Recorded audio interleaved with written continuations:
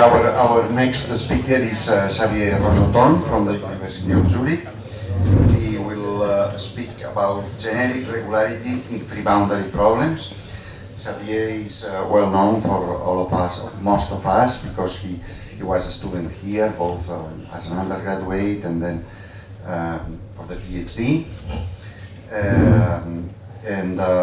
If I have, well, I cannot say many things because we don't have time, but there are many things to be said about him. He's also outstanding young researcher.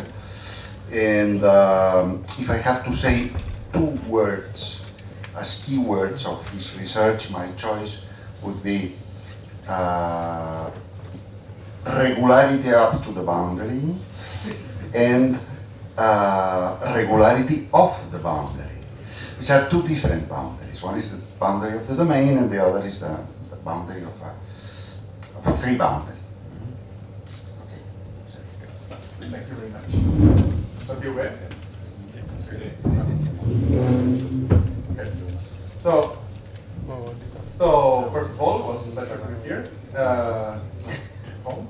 and then be able to speak, to give a talk about recent work that is joint work, the collaboration with Alessio Figali and Xavier Ros-Oton. And so I will talk about the free boundary part, So let me first say a few words that, for example, I will say how I met Alessio. So it was the first, so when I was a master's student, because Xavier Cabrera always told us to go to conferences and go to summer school, so he was sending us, I mean me and Joaquin, say you should go to conferences and go to mini courses and hear people giving talks. I mean, it's good for you because you have to keep in touch and see what people do everywhere. And then we went to Ischia. That was the first time I went ever to a conference or a mini course or anything. It was in Ischia, and then Alessio was giving one of the mini courses. It was 2011, yes. And it was organized by Francesco Maggi and Aldo Fratelli, and maybe also, no, that's it. Okay. And so I remember he was talking actually, the mini course was on something related to this, to obstacle problems. So it's nice. And then I remember also talking to Francesco Maggi, and he said, so it was like the last day that we were alone, I think Joaquim, myself, Francesco, and Aldo, and he said, well, you know, Alessio Figali, at some point he will get the field medal. And that was the first time I went to a conference, the first time it was like master student still, and then I met Francesco, and then he said this, so I was like, okay. And then it turned out to be true.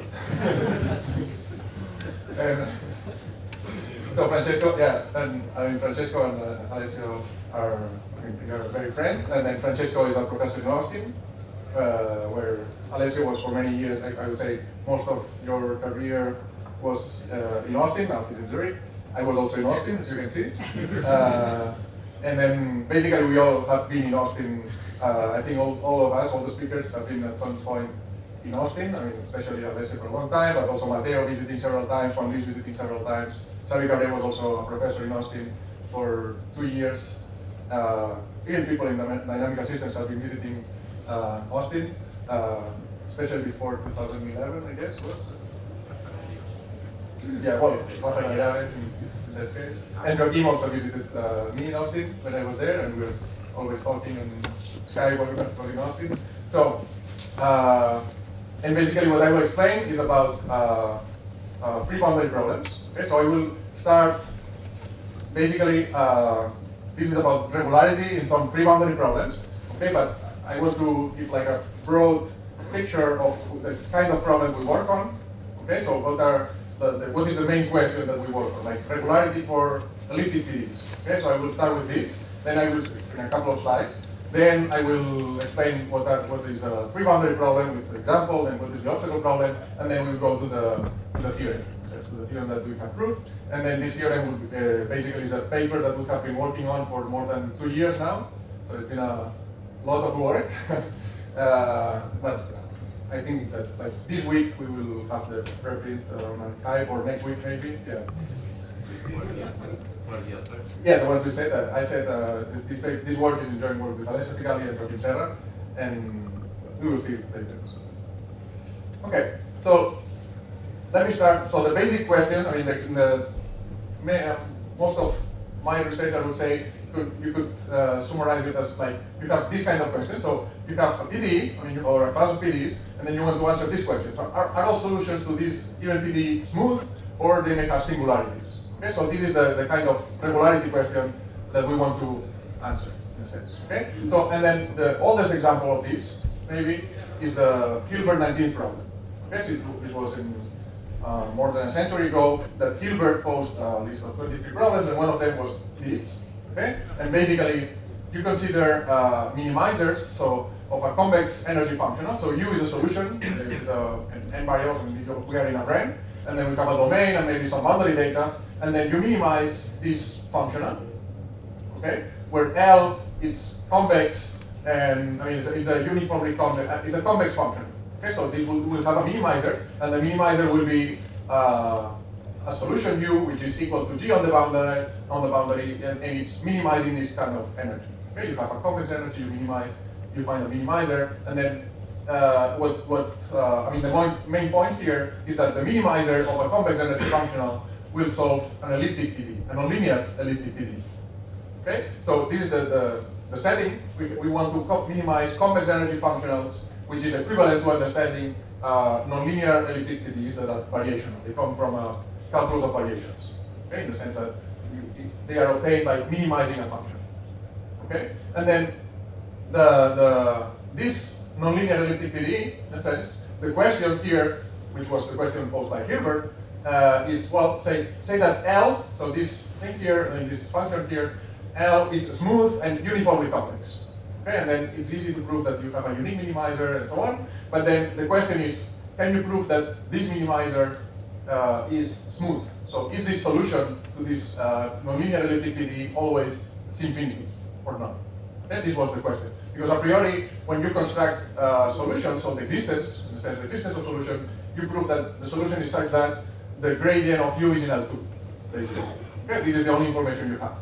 And then you want to prove that solution should be maybe infinity. Okay, because when L of grad U is just gradient U squared, then this is called the Dirichlet energy, and then what you get is a linear elliptic PDE because you get harmonic functions. You get just the Laplacian basically.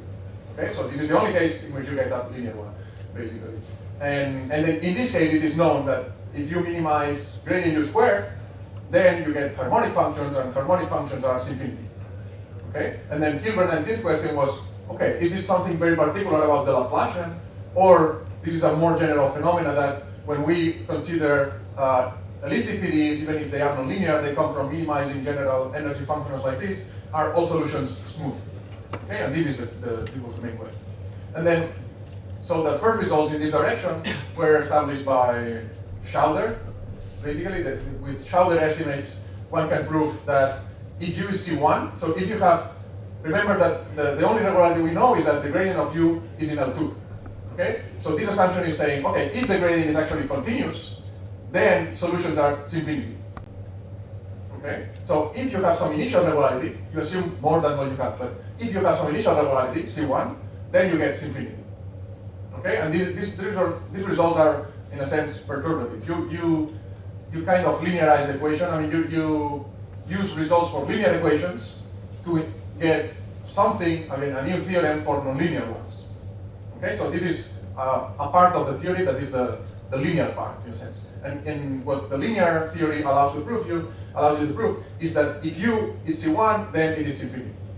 And then comes the difficult part. I mean, the open problem was, okay, I know that if the gradient is continuous, then I'm done, but I only know that the gradient is in L2.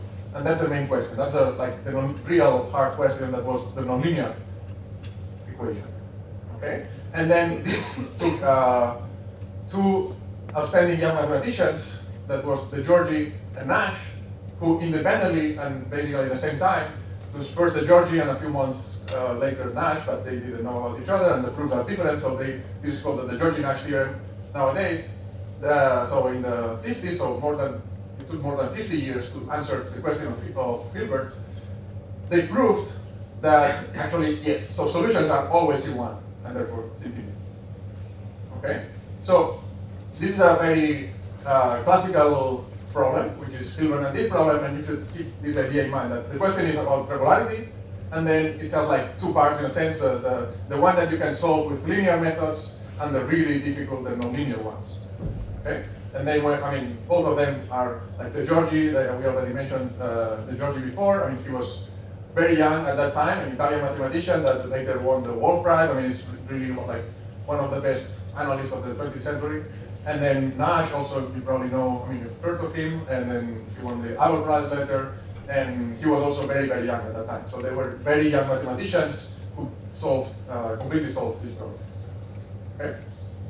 Now let me give a second example, a bit more, so in this case, the answer is yes, basically, right?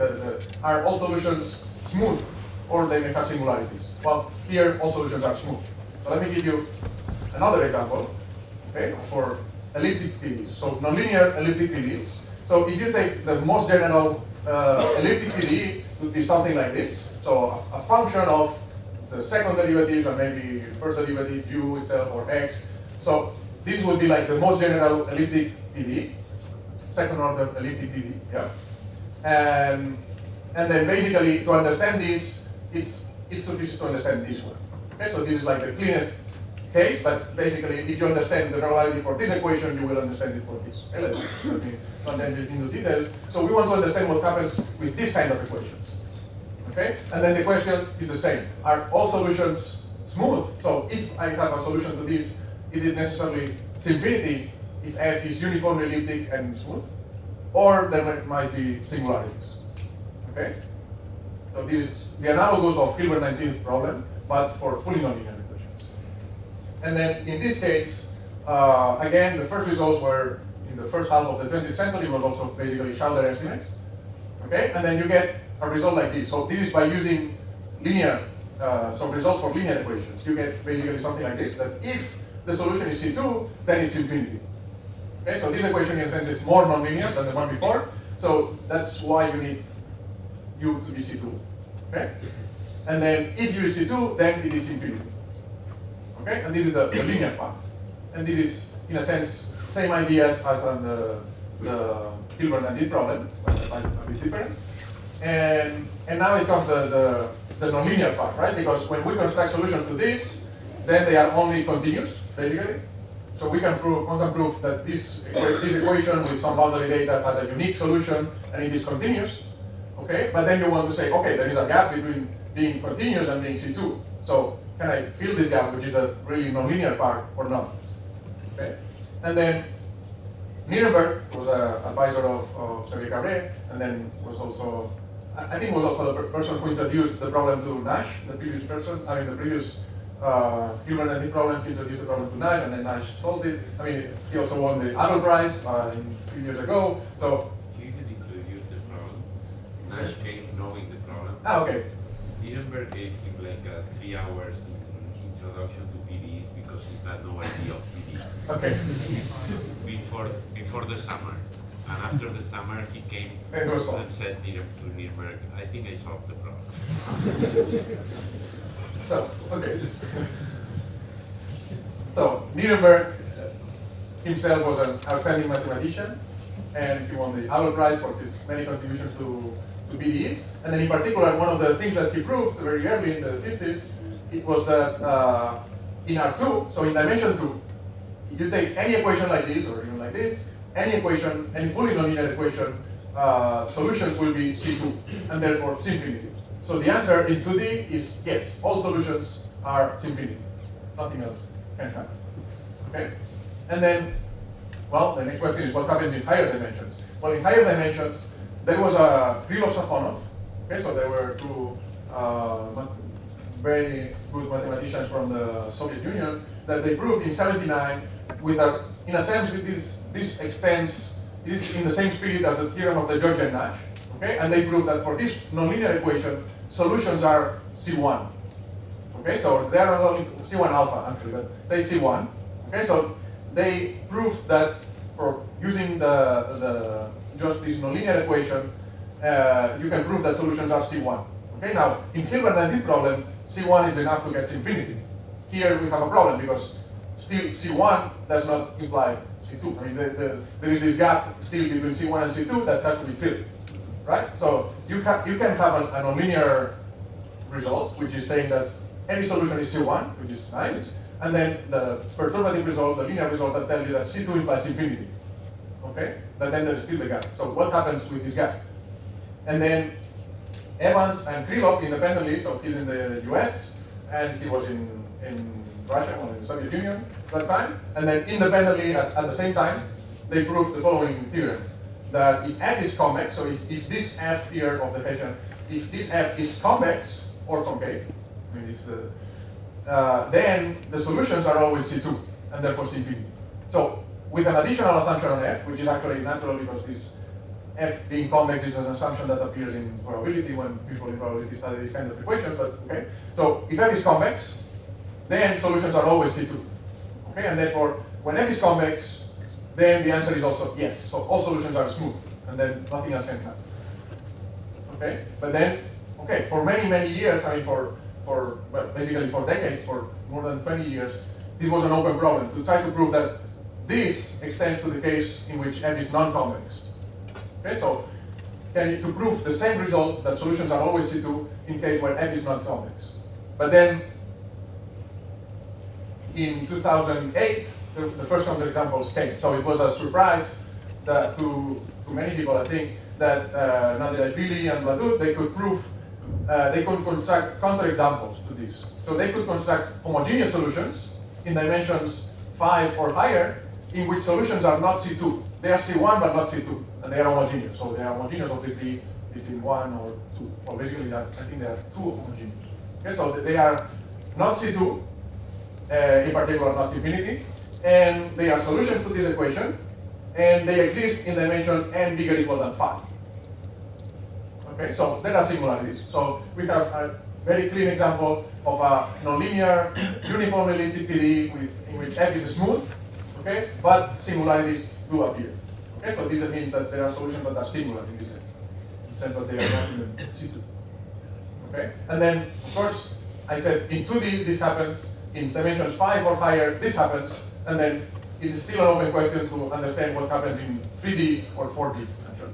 Okay, so we have no idea of what happens in these 2 dimensions. So basically what they proved is that their counterexamples, their kind of counterexamples cannot be constructed in 3D or 4D. But this doesn't mean that there cannot be other counterexamples, or, I mean, I think that basically people don't have an idea of what should happen here. Okay. Yeah, very important. Yeah, this is like an outstanding open problem in elliptic PDs. I would say this is, yeah, this is very important open problem. Okay, so this was just to give an idea of the kind of questions in which we work.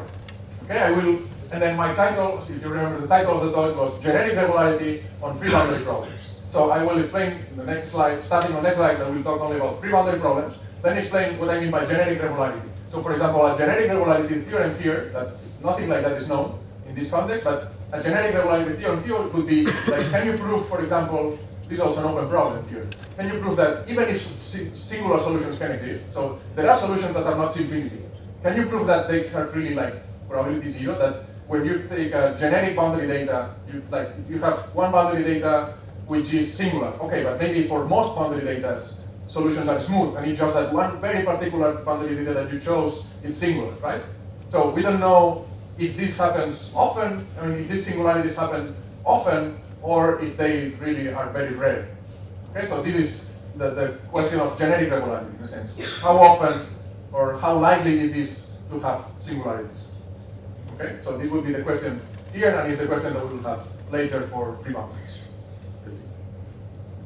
Okay, so let me now talk about free boundary problems. So which is the kind of problems in which we work. Okay, so a free boundary problem is basically, I mean, roughly speaking, free boundary problems are those in which you have a PDE, okay, but in addition to the PDE, you have a free interface. So you have like the domain in which the PDE is solved, in a sense, is also free, is also unknown. Okay, so one typical example, I mean, they appear in a variety of areas. I mean, I will give some examples later, but basically the most classical example and one good way to think about it is the Stefan problem, okay, which is centuries ago, basically, and it describes the melting of ice. So if you think on the melting of ice, you will have a picture like this. Okay, say that you have a PD here inside, and then some boundary conditions. This would be the usual thing to have. Okay, but if you are modeling phase transitions like ice melting to water, then you have also a free boundary, which is saying that here you have water, and then you have the heat equation if you want. Okay, and then here you have the ice. Say it's at 0 degrees. Okay, to simplify, the ice is at 0 degrees. And then, in addition to the PDE, you also have this interface, which is the interface between liquid and solid. And then you have to model. I mean, you need an equation also to see how this thing evolves. This is more like a geometric flow in a sense. I mean, this is something which is a surface here. This surface is evolving with time in a way that it's also unknown. It's also part of the problem. Okay, so that's why it's called a free boundary. Okay, so there are many kinds of problems and models in which free boundary problems appear. So you have PDEs mixed with an unknown moving boundary. Okay, and the most classical example is Stefan problem.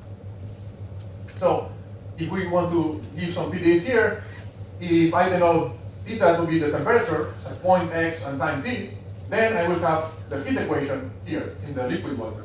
Okay, so you just say that everything is, there is no fluid flow or anything. Everything is just, I want to model the temperature. Okay, so here I have the heat equation.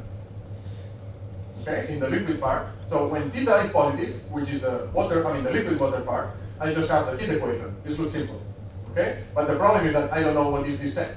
Okay, so that's why the problem is very nonlinear. And then the free boundary, the evolution of the moving boundary, okay, of the free boundary, is given by this. Okay, which basically is saying that the more gradient you have in space, the faster the free boundary will move. Okay, so the more the temperature is 0, but then if the gradient is higher, then it will melt faster. This is very reasonable. Okay, this is what this equation means. And this equation is on the free boundary. Okay, and then there is a way to change these two conditions because they are like separate conditions. We like to put it this way. So you consider u to be the integral in time of the temperature, and then the nice thing is that this u solves one single PDE. Okay, that you can write it this way. Okay, and then this is the characteristic function of the set where u is positive that is unknown. So this set is also part of the problem. So that's why the problem is very nonlinear. Okay, so this looks like simple, but it's not. So this problem is quite nonlinear and difficult to understand. But the good thing about this is that when written in this way, the existence and uniqueness of solution, for example, is very easy to prove. Okay, then the problem is again regularity. Okay, so the stationary version of this is basically equivalent to the obstacle problem. What is the obstacle problem and why we call it like that? Well, basically, you minimize the Dirichlet energy, okay, which is the energy you minimize to get harmonic functions. But then you minimize these solutions, these functions with a constraint, which is, okay, let me minimize this, but I cannot take all solutions. I fix a boundary data, and I minimize with a constraint. I say that my solution, V, okay, this should be a V, needs to be above a given obstacle phi. So it's like, you can think of it as like, you get some boundary data somewhere and you put it as a membrane here on top. Okay, this is fixed, and this is a V that is unknown. Okay, and this is a minimization problem. It is very easy to say that, to prove that there is a unique minimizer. Okay, and then the minimizer, I call it B, and then it will solve this kind of equation. So B is always bigger or equal than phi.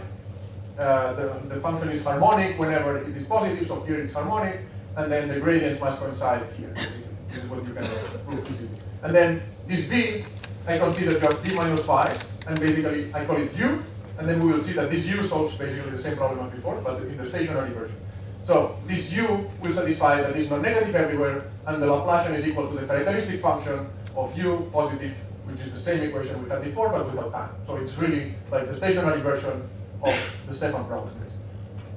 Okay? And then, as I said before, here we have two unknowns, the solution and this region, which in the evolutionary case is the ice, in a sense, right? Here, I cannot say it's ice because it's really the obstacle, the part in which the U is equal to 0, but you can think of it as like the ice region where it's 0, and then where the region where U is positive, and then the Laplacian is 1. Okay, so these two things are the unknown, the U and the set. So that's why the problem is difficult. So the set a priori, here I'm picturing this set as if it was very smooth, right? But I have no idea of how this set looks like. It could be like a fractal, a Cantor set, could be anything a priori because I didn't prove anything so far. Okay? But this is a simple looking problem that we have to analyze. Okay, and this is the object of a lot of work in the last decades. Okay, to understand Stefan problem and obstacle problem, and you'll see in a second. Okay? So this kind of problem, so let me just motivate why do we care about such a particular problem, right? I mean, it looks like we are doing one problem, but it turns out that this problem appears in many, many places. So first, in very classical problems in potential theory, this problem already appears, that you want a function that is Laplacian equals 1 here, it's 0 here, and the gradient vanishes here. These are already appears, I think, even in work of Dirichlet. Okay, but even in the 20s in potential theory, I mean, people have studied this for a long, long time. Then in probability theory, also when you consider the optimal stopping problem. So you have like a Brownian motion, and then you want to say, well, I have a control on this Brownian motion that I can say, you stop now, and then I get some money, say, depending on the point you stop. And then the question of optimal stopping is, where should I stop when I'm passing through a region or not? Okay, and then this turns out to be equivalent to the obstacle problem. Okay, so when you study optimal stopping, it gives you a free boundary problem, which is actually the obstacle problem. Then also when you study fluid filtration through a porous material, so you have a dam. Okay, so you have two water reservoirs maybe, and then a dam here, and then this dam is like porous, and then we'll have like a shape. The water, I mean the filtration of water will have kind of shape, and then it turns out this is also a solution to the obstacle problem. Or if you have phase transitions like the Stefan problem, these I already explained. This can be seen as the evolutionary version of the obstacle problem. In fluid mechanics, here you show, okay, so you have the flow between two thin parallel plates and you want to see how this thing is moving, then it turns out for every fixed time, it's a solution to the obstacle problem. Or when you have like electrons, this is work by Xavier Ros-Oton, for example, you say that you have a bunch of electrons, and then you have a confining potential that is keeping them together, and then you don't know much about this potential, it's just confining them, and then these electrons turns out they will have some, I mean the region, there will be some shape in which they accumulate, and then they are zero otherwise. And this shape is also the solution to the obstacle problem. Okay, so then in pricing of American options, so this is because simply the guys on finance use optimal stopping models. So this is the same as this, but basically you can say this is probability or this is finance. I mean, this is just the same. And then also like work of José Antonio Carrillo, who has also been mentioned before. They have some words in interacting particle systems that appear, for example, in biology, and it's similar to this thing about electrons. You have like particles that interact with each other, and then you have some kind, I mean, they repel each other when they are close, but they attract each other when they are far, and then you have some shape, and then this shape is also a solution to the obstacle problem. I mean, you have many, many problems here in random matrices. So in all these examples give the obstacle problem. So that's why we care a lot about this kind of free boundary problems. Okay? Life has obstacles, right? Yes. Or yes. So this is the problem we want to study. What are the mathematical questions here? Well, the main mathematical question that we study is this. So, is the free boundary smooth? Okay, this is the analogous of the question of regularity before, but before was for solutions, now it's for free boundaries. So what we want to answer is, can you say that the free boundary, this set, is a nice set? Is it smooth or not? Okay. And then the first results were basically in the 60s and 70s, and they were concerning the separability of solutions. This turns out to be much easier. Okay, so this in like half a page you can prove this. That the solution is C11, which means that it's not C2, but almost. So all second derivatives are bounded, but they are not continuous. And this is the best you can show. Okay. This is actually fairly easy to prove.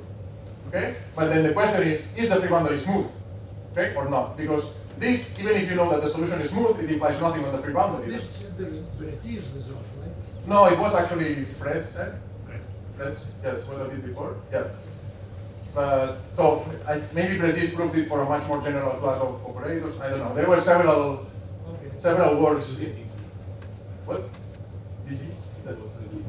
Yes, yes. And then it implies that the free boundary has like finite perimeter. Yeah. So at that time there were many like top people working on this kind of problems, like Levis, Stampakia, Nierenberg. I mean, we were really trying very hard to understand what happens with these free boundary problems, right? Yeah. So it was in the 60s basically, and then in the 70s, you know, more people came, when young people started working on this.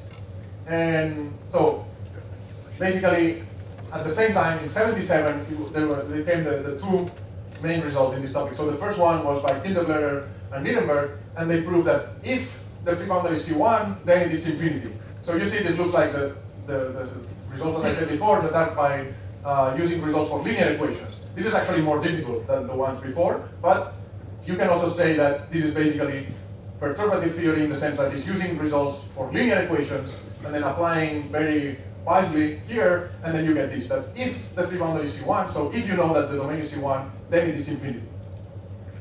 Okay, so this is the first part of the theory. Okay, and then for the second part, it was when Caffarelli came. So there was a paper in ACTA that is very famous, and Caffarelli at that time was actually very young. I don't know how old was he, but yeah, in the 20s. Yeah, so 28, 29. So it was, I mean, this was basically the paper that made him most famous, I would say. And then he proved that actually, so this was this is the really like the nonlinear theory in a sense. So he proved that the free boundary is actually C1, and therefore it's infinity. But there's a comma, so there is something else coming. So possibly outside a certain set of singular points. So this could happen, but the theorem of Caffarelli basically says, so either you have this, like something looking like a cusp, in a very general sense, so just that the gray part is like the ice, where you have like u equals 0.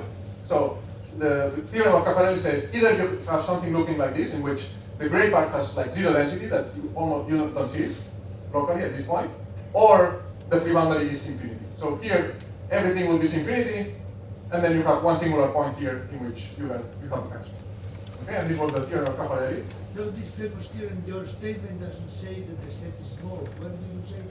No, I don't say this, because it didn't say this in the theorem. It says that it has zero. Zero density. So the singular points have zero density. It's not saying that the singular set is small. Actually, we will talk about this later. Okay? Yeah.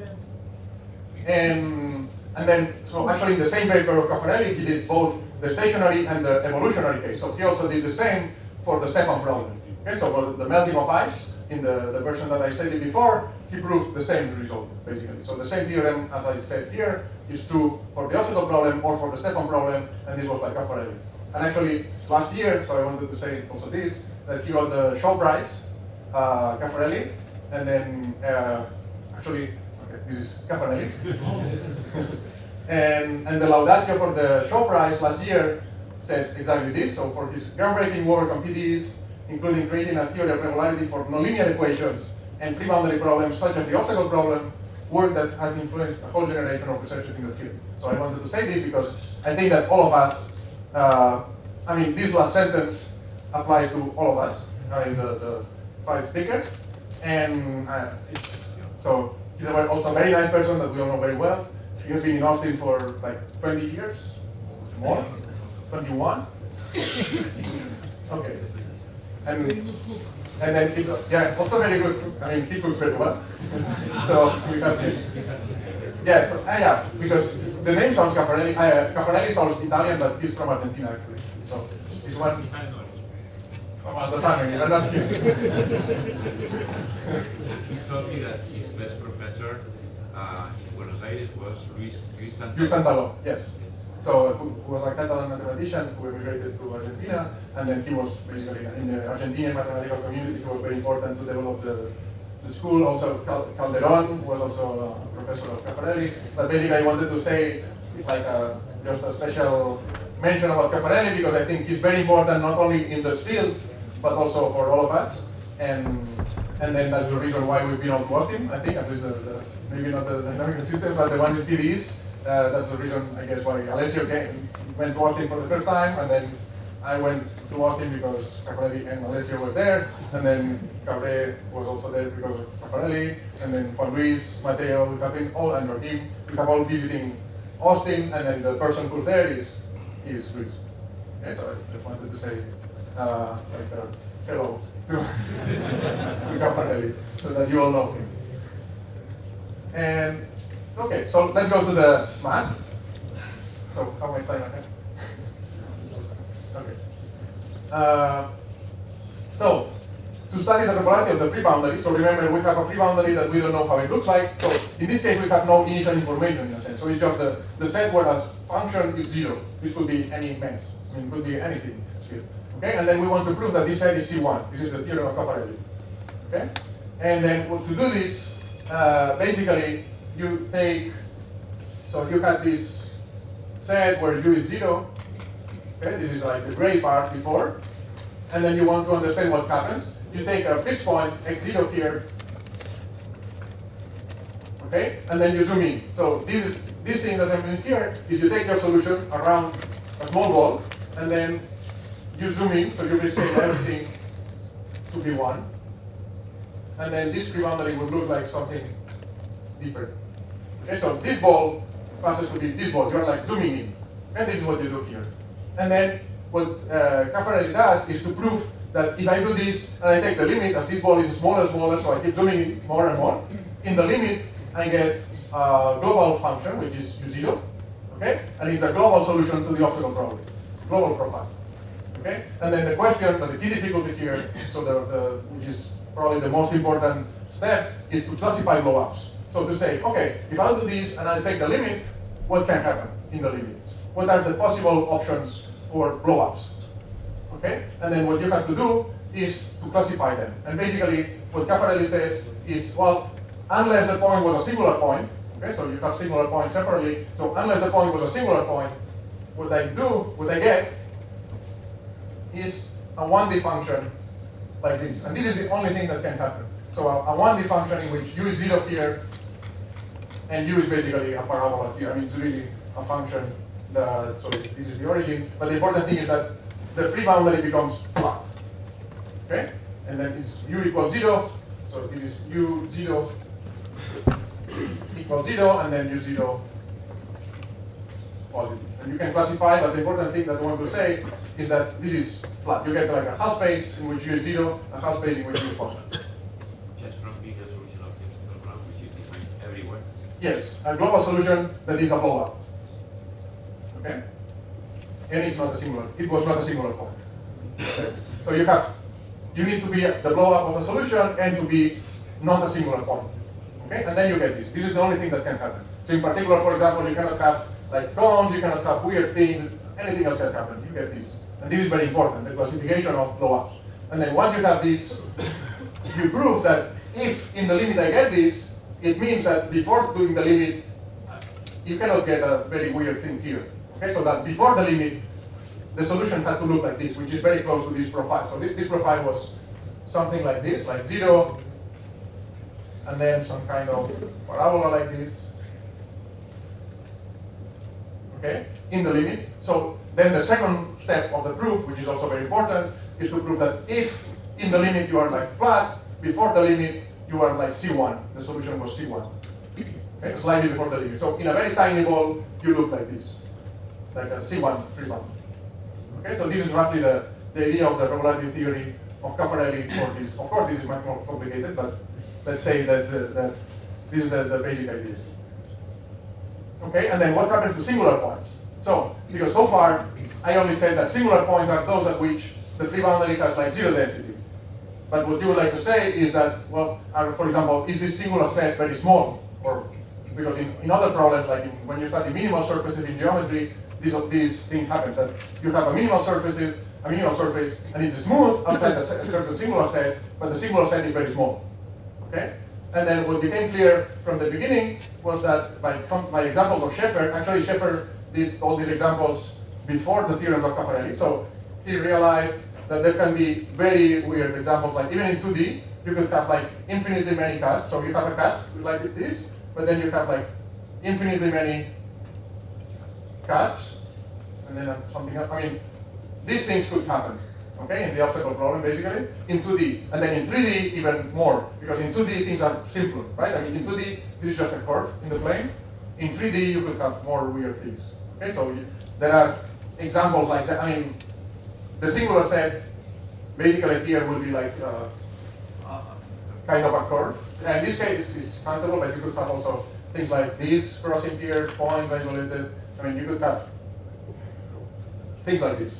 Okay, let's say, It could be any Cantor set. yeah, any Cantor set contained in a line, for example. By the example of Sheffer, any Cantor set contained in a line is a possible singular set. Okay, so in particular, this sentence is true, which is singular set can be quite bad, let's say. Okay, and then in the positive direction, Caffarelli proved in 98. So first, actually, he proved it in 2D, because the 2D case is a bit easier. He proved it with Nestor Villiers in the 70s, I think 78 or so. That singular points are contained in an n-1 dimensional C1 manifold. So if you have a singular set like this, the theorem of Caffarelli tells you, or Caffarelli and Villiers in 2D tells you that the singular set is contained in a C1 curve, for example, in a plane, or in higher dimensions, an n-1 dimensional C1 manifold. Okay? So that's something, at least. I mean, it could be a Cantor set containing this, but at least this is the best positive result that they could prove at that time. Okay? But in particular, notice that, for example, this curve, I mean, this is saying that it is n-1 dimensional, which is of the same size in a sense as the regular set. So a priori, the regular set and the singular set could be as big one to each other. So it's a bit of a not completely satisfying, because basically in many other problems, like in geometry or even free boundaries, you have that the singular set is small, and then you would like this to happen also here, but it doesn't. Okay, so that's life. I mean, there are obstacles in the set. And this cannot be improved, really. I mean, this n-1 cannot be improved. Okay? And then, so 1 year later, Weiss proved that in 2D, actually, I mean, I will not really be, I will not talk about these too much, but I want to mention, because there's an important result after that I wanted to say. So in 2D, Weiss improved this. So you cannot improve the n-1, but you can improve this. Okay? And then Weiss proved that in 2D, the singular set is contained in n-1 dimensional C1 alpha manifold, which is a bit better. Okay, so he improved a bit our understanding of singular points by gaining an alpha.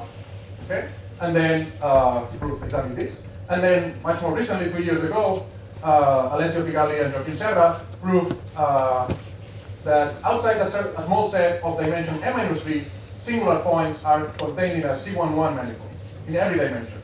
Okay, so you see that singular points, basically they are saying that singular points are nicer than we thought. So it's not only a C1 or it's not really a C11 manifold, and it's, if you see the estimates, it's really saying that singular points are a bit nicer than we knew before. Outside a small set of dimension n-3, and also this n-3 cannot be proved. Okay, so this is very sharp, and it's giving us more information than we had before. But of course, still, this does not improve this n-1 here. Okay, so this is, in a sense, improving the understanding of the singular set, but it's impossible to improve this n-1 a priori, right? So this motivates my next question, which is this. So in general, singularities can be quite bad, but they are expected to be rare in this context. Okay, so this is an important problem in this field, which is, can you prove generic regularity? Okay, so that singularities do happen, and we have all these weird examples of Sheffer.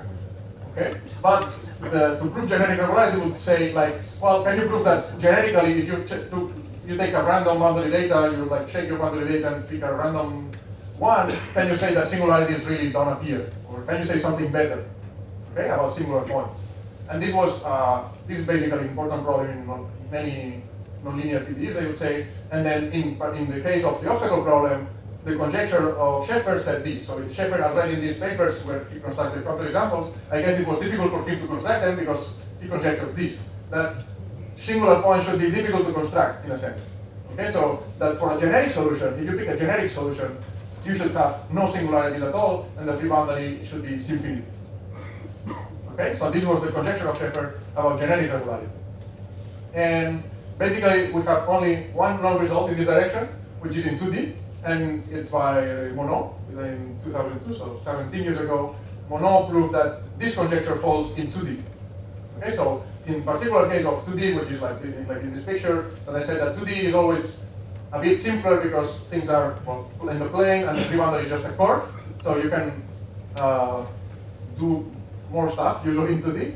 But so in this case, Monod could prove, and it's actually a very, I mean, it's quite difficult the paper is not really like a simple proof. It's quite involved. And then he proved that in 2D the conjecture is true. Okay, but and then basically there are very few results in elliptic PDEs in this direction in the question of generic regularity, and in particular nothing is known in higher dimensions for the optical problem. Okay, and now what we can do so now we will talk about our results. So in a very recent work that, as I said, will be around on the preprint will be available like next week or so. We proved the following. So we proved that so in a simplified statement would be this, that Shepard's conjecture holds in a RAN for n less or equal than 4. So we proved now, this is not only, so this is the first time that we can pass from 2D in a sense, so we can go to higher dimensions. Okay, we can go to 3D, which is nice because it's also the physical dimension. Many of the models I mentioned concern 3D, I mean the physical space, but also other problems concern RF, so it's still interesting to understand higher dimensions, and actually R4 is also nice, and we can prove R4 by this. I mean, we really need the estimates to be very, very precise to get to R4. Okay? And then more precisely, so let me say also what happens in higher dimensions. So this completely settles the conjecture in 3D and 4D. And then in higher dimensions, can we prove something? I mean, even a theorem. And then the answer is yes, and I like it very much also because this says, I mean, here I'm being just more precise. So this is just take a generic solution. So it's like you take a family of solutions indexed with a parameter t. So ut is a solution with a parameter, and then it's just I'm taking, yeah, exactly. It's not a time derivative as it was before. Here it's really a parameter, and then you take the boundary data, which is just increasing in any way you want, but just an increasing boundary data.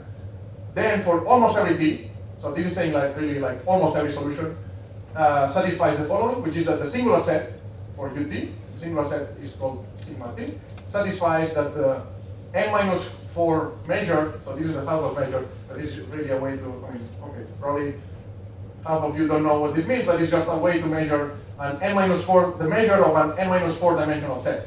So in particular, if the measure is 0, it means that the set is n minus 4 dimensional, and you measure it, I mean, the measure is 0. Okay, so in particular, in R4, I mean, if n is 4, this set is empty. Okay?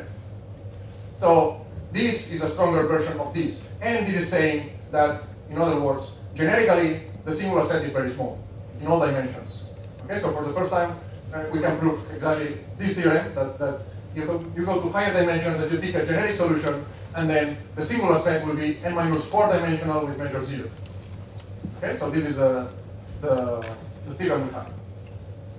Okay, and it took a lot of work this time. So it's not. And we started this, I think, before I came to Zurich. So it was like it was probably 2 years and a half ago. And we've been working on this, the three of us, for a long, long time. It has created many difficulties. But I mean, the proof of just this theorem is like more than 70 pages, and it's already, yeah, like very dense, I would say. But okay. So this is the theorem we can prove, and I think we're very happy about it. And so let me, before finishing, I don't know how much time I have. Okay. Then before finishing, let me just give some final comments on the theorem. So basically, the proof is based on several ingredients, but most importantly, we need to improve our understanding of singular points. So we need more than what was known. Okay, so our first half, in a sense, of the proof is we need to improve our understanding of singular points, okay, in order to prove that generically they don't exist. Okay, but you need to first understand them. And then basically, the idea is similar to the paper a first idea that you need is in the spirit of the paper of Alessio Figali and Joachim Sebra, that you have different kinds of singular points. You have to separate them. And then some of them will be very nice, but then some of them are not so nice, but then the set is small. So this already appears somehow in the previous paper, but here we have to take this to a much wider extent and separate the singular set in many subsets, and then in this set we do this, and then in this set we do this, and then the set what is nice, it has to be even nicer than was known before. I mean, we have to really work a lot in this line of research, in a sense. And then once you have this is still not enough to prove the generic regularity. So to prove this, I mean, once you have this, I mean, also to understand this and to prove the theorem, we basically need all kinds of ingredients. We take like geometric measure theory tools, Then we also need like several TD estimates that are very delicate, several dimension reduction arguments to prove that the set where the singular sets that are bad are small. So this involves dimension reduction arguments that with a family of solutions. This is delicate, and also new monotonicity formulas. So to finding quantities that in this problem that as you zoom in, they remain monotone and then they use very much. They are very useful. They help very much in our understanding of singular points. Also our approach opens the road to study similar questions for other free boundary problems, and in particular, in a future work that we are preparing, we plan to apply all these techniques to the evolutionary version of the problem, the Stefan problem. Okay, so to understand also in the evolutionary setting, in the melting of ice, to prove a kind of similar a theorem in the same spirit. Okay, now T will be the time parameter. Okay, and then we want to prove something about the singular set. To understand much better the singular set, because it's still, there's a lot of things that we don't know about the singular set for the Stefan problem. We plan to solve this kind of question basically. Okay, so I will stop here, and thank you very much, and thank you, Alessia in particular. And yeah, so thank you very much.